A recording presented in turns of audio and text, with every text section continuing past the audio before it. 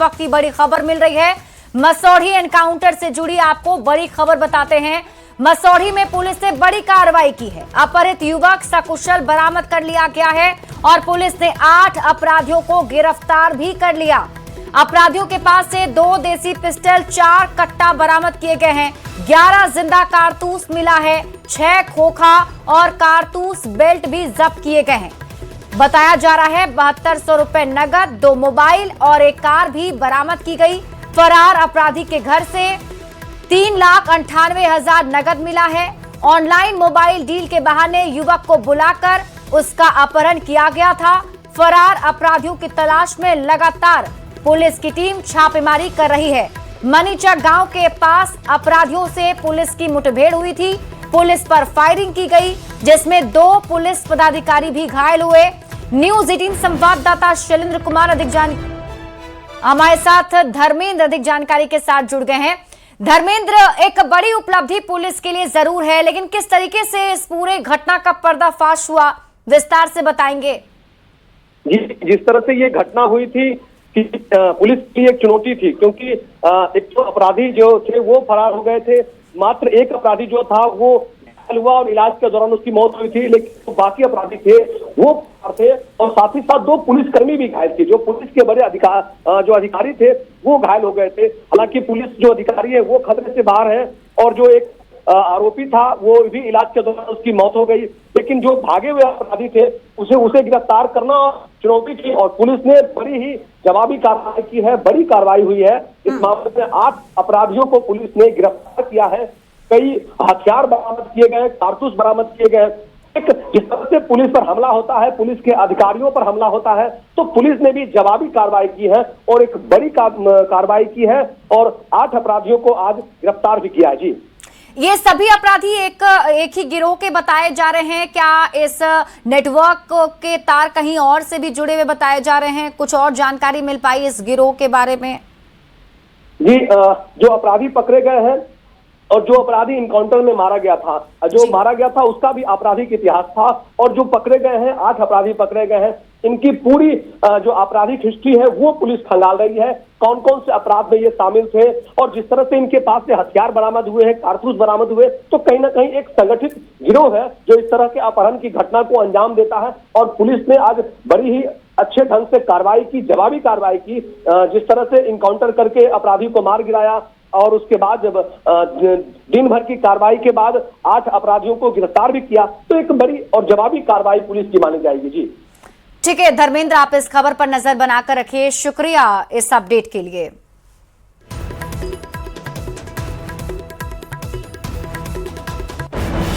Police के वहां पहुंचते ही अपराध कर्मियों के द्वारा पुलिस पर फायरिंग शुरू कर दी गई। करीब 5-6 राउंड फायरिंग उनके द्वारा की गई। अपराध कर्मियों के फायरिंग से बचने के लिए आत्मरक्षा में, सेल्फ डिफेंस में पुलिस के द्वारा भी फायरिंग की गई। इसी घटना में जो अपराध कर्मी थे वो अंधेरे का और मौका का फायदा उठाकर वहां से भाग निकले और जो अपहृत युवक था उसे रिकवर कर लिया गया। उसके यहाँ भी रेड किया गया तो उसके यहाँ से 1 देसी पिस्टल, 4 कारतूस और 3,98,000 रुपए और बरामद हुए। बेगूसराय पुलिस ने एक्साइज कांस्टेबल भर्ती परीक्षा में सेंध लगाने की बड़ी साजिश को नाकाम कर दिया है। गैंग के 2 सदस्यों को गिरफ्तार किया है। पुलिस ने इनके पास से हाईटेक इलेक्ट्रॉनिक उपकरणों का जखीरा बरामद किया, जिनकी मदद से अभ्यर्थियों तक परीक्षा के दौरान उत्तर पहुंचाने की तैयारी थी। पुलिस का दावा है कि गिरोह ने कई अभ्यर्थियों से मोटी रकम भी वसूल की थी। 14 जून से शुरू होने वाली एक्साइज कांस्टेबल भर्ती परीक्षा से ठीक पहले बेगूसराय पुलिस की टेक्निकल टीम और बखरी थाना पुलिस ने संयुक्त कार्रवाई करते हुए एक बड़े परीक्षा रैकेट का पर्दाफाश कर दिया है। बखरी थाना क्षेत्र के जीतपुर गांव में छापेमारी की गई। पुलिस ने जीतपुर निवासी राजेश रोशन और साहेबपुर कमाल थाना क्षेत्र के बाबूराही गांव निवासी दुलार चंद कुमार को गिरफ्तार कर लिया है।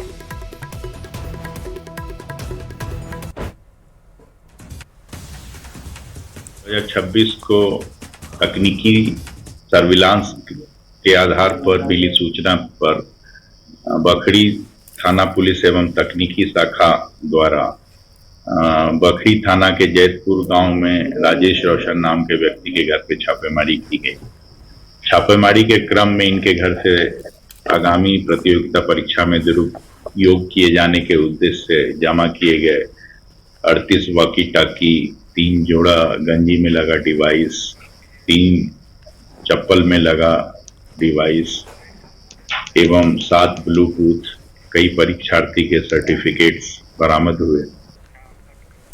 सुप्रीम कोर्ट के एक अहम फैसले ने बिहार के लाखों शिक्षकों की चिंता बढ़ा दी है।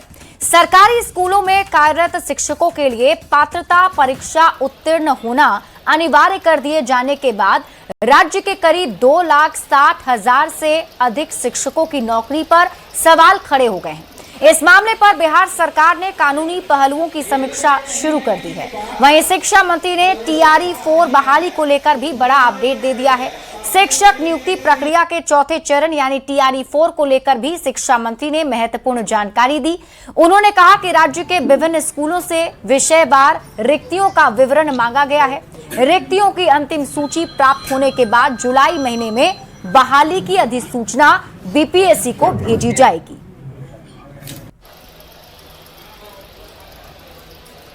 TRE 4 की तरफ बढ़ रहा है। बड़ी संख्या में हमने शिक्षकों की बहाली की। अब क्वालिटी एजुकेशन को लेकर के हम भी चिंतित हैं और सुप्रीम कोर्ट भी चिंतित है और माननीय सर्वोच्च न्यायालय तो देश भर के मामले को देख करके और कोई ना कोई डायरेक्शन हमेशा वहां से पास होता रहा है।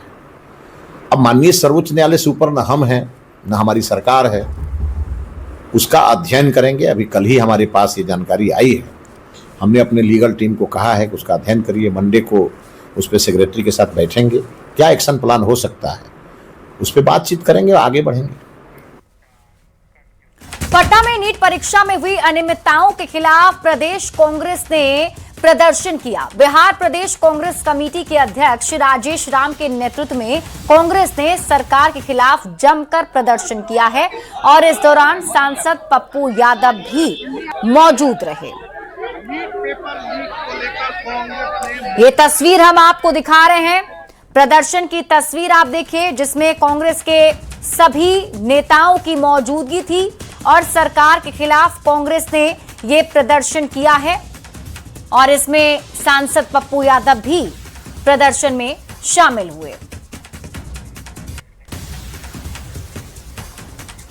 नीट परीक्षा को लेकर बिहार के शिक्षा मंत्री मिथिलेश तिवारी का बड़ा बयान सामने आया है। शिक्षा मंत्री ने कहा कि पिछली परीक्षा में हुई गड़बड़ियों के मामले में दोषियों के खिलाफ सख्त कार्रवाई की जा रही है। उन्होंने दावा किया है कि 21 जून को होने वाली परीक्षा पूरी तरह पारदर्शी और कड़ी सुरक्षा व्यवस्था के बीच आयोजित होगी। कार्रवाई भी बड़ी हुई है, नहीं कार्रवाई भी बड़ी हुई है और घोषणा भी बड़ी हुई है। देखिए, गलती किसी से भी हो सकती है, ये सरकार की गलती इसको मत मानिए, ये सिस्टम की गलती। और माननीय शिक्षा मंत्री धर्मेंद्र प्रधान जी ने बड़ा एक्शन लिया और आपने देखा होगा कि वहां से चेयरमैन को ही बदला उन्होंने।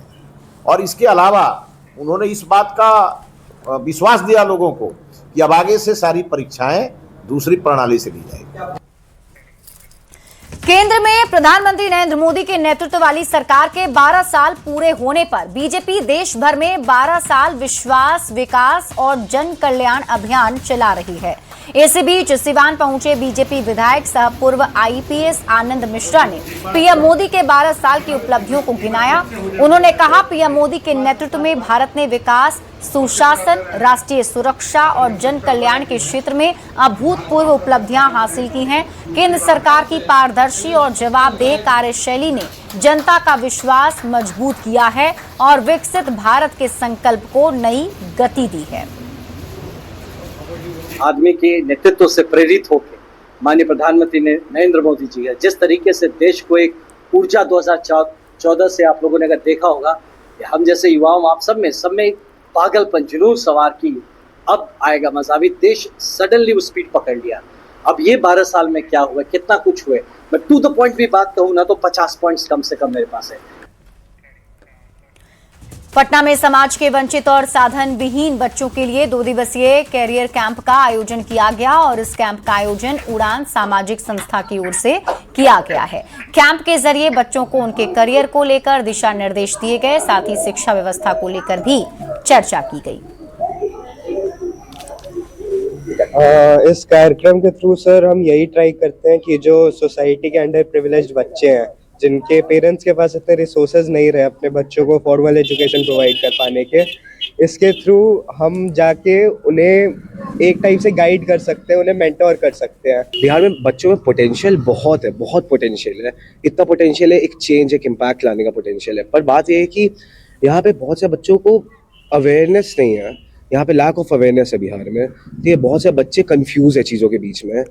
तो मुझे जैसे कि ये अंडर प्रिविलेज्ड बच्चे हैं जिनको वो नहीं मिल पा, जिनके पास वो पोटेंशियल है पर इनके पास वो रिसोर्सेज नहीं है कि वो आगे बढ़ सके। तो मुझे जानना है कि इनको रोक क्या चीज़ें रही है। बिहार विधान परिषद चुनाव जीत के बाद अशरफ अंसारी ने मुख्यमंत्री सम्राट चौधरी और केंद्रीय मंत्री चिराग पासवान से मुलाकात की है। अशरफ अंसारी ने कहा कि दोनों से मुलाकात हुई और दोनों ने उन्हें शुभकामनाएं दी हैं। एलजेपीआरबी की तरफ से बिहार विधान परिषद में अशरफ अंसारी चुनाव जीत चुके हैं और चुनाव जीतने के बाद उन्होंने केंद्रीय मंत्री चिराग पासवान से मुलाकात की और आज बिहार के मुख्यमंत्री सम्राट चौधरी से भी उनकी मुलाकात हुई। मुलाकात हो रही है, शुभकामनाएं आपको लगातार मिल रही है।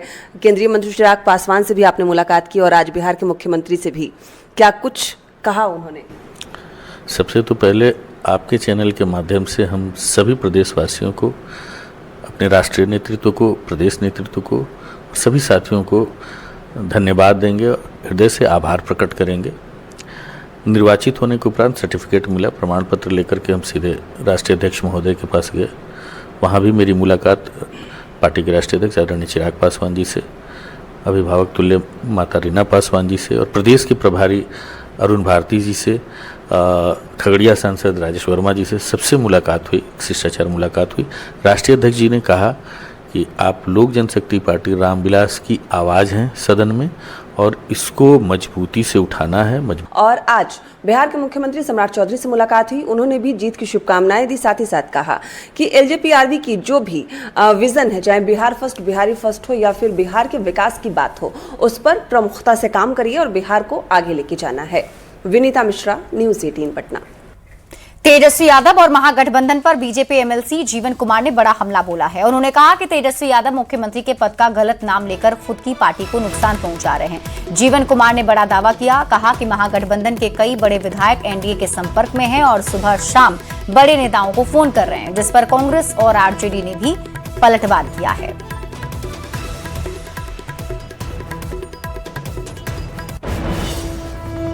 हमारे आदरणीय मुख्यमंत्री को बोलते हैं कि चीफ मिनिस्टर नहीं, चीफ मिनिस्टर हैं।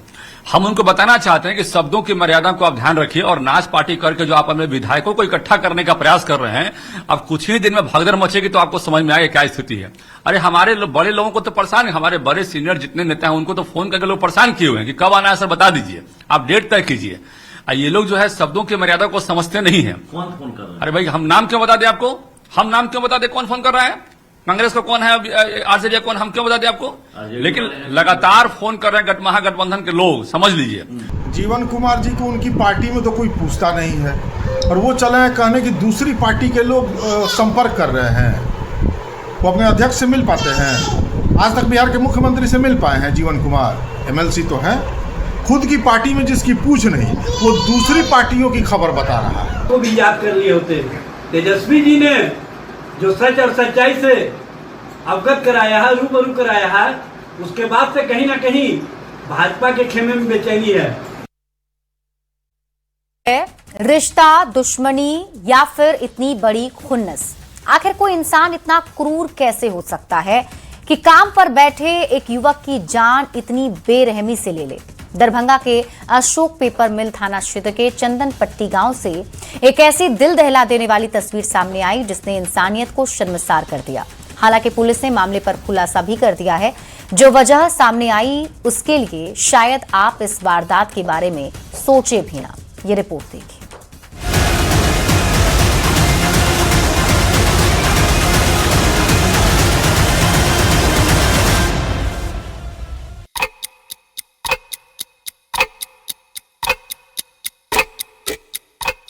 शाम के करीब 5 बजे का समय,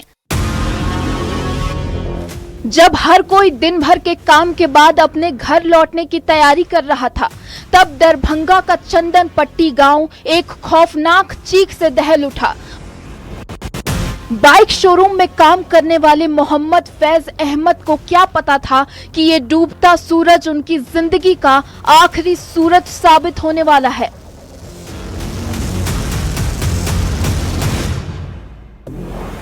इस सनसनीखेज वारदात की तस्वीरें जब सामने आई तो उसे देख पाना हर किसी के बस की बात नहीं थी। तस्वीरों में आप देख सकते हैं कि मोहम्मद फैज अहमद शोरूम में अपनी कुर्सी पर बैठकर कंप्यूटर पर काम कर रहा था, बेखबर। तभी काल बनकर एक युवक हाथ में लोहे की रॉड लिए अंदर आता है। बिना कुछ कहे, बिना किसी बहस के वो बेरहम हमलावर सीधे फैज के चेहरे पर रॉड से हमला कर देता है। फैज को संभलने तक का मौका नहीं मिला। वो कातिल तब तक वार करता रहा जब तक फैज की सांसें थम नहीं गईं। लेकिन इस हैवान का गुस्सा यहीं शांत नहीं हुआ। वो बाहर जाता है और फिर नफरत की आग में अंधा होकर दोबारा लौटता है। इस बार उसके हाथ में कैंची है, जिससे वो फैज की गर्दन पर कई वार करता है। इस रूह कपा देने वाली क्रूरता को अंजाम देने के बाद वो हत्यारा बड़े आराम से शोरूम के बाहर खड़ी स्कूटी पर बैठता है और फरार हो जाता है, जैसे उसने कोई गुनाह ही न किया हो।